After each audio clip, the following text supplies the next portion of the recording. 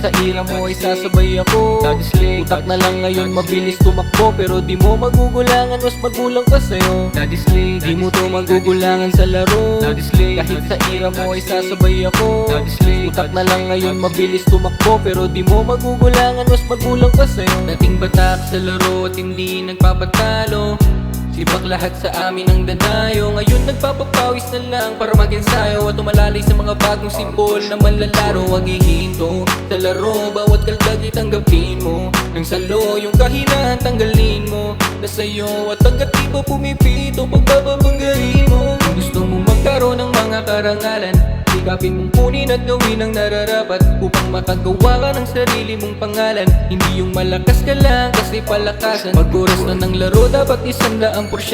Huwag kang magpapasira sa mga pangit na komento, ibigay mo ang lahat. You are watching the DBS Daddy's League here on the official Facebook page, and joining me is our from our Vixen Generals, Coach James Philodona. Coach, ano po ba yung pwede niyong maibigay na tips for our junior players? Ayun po, para sa mga juniors players na gusto matuto, ano lang po, sipag lang po, tsaka galingan lang po natin. Ensayo lang tayo ng ensayo. Shoutouts and message. Shoutout po sa Vixen family, sa mga players ko dyan, sa 11 under, 12, 15, kay Weaver Alet, kay Aldrich Tortogo, kay manager po namin, Archie Tortogo po, kay Ma'am Elaine, kay Reperso po, kay Jessie Gongob, kay Kyle Bores. Thank you po. This is Developmental Basketball League. Natural ang kabahan pero wag mong tambayan.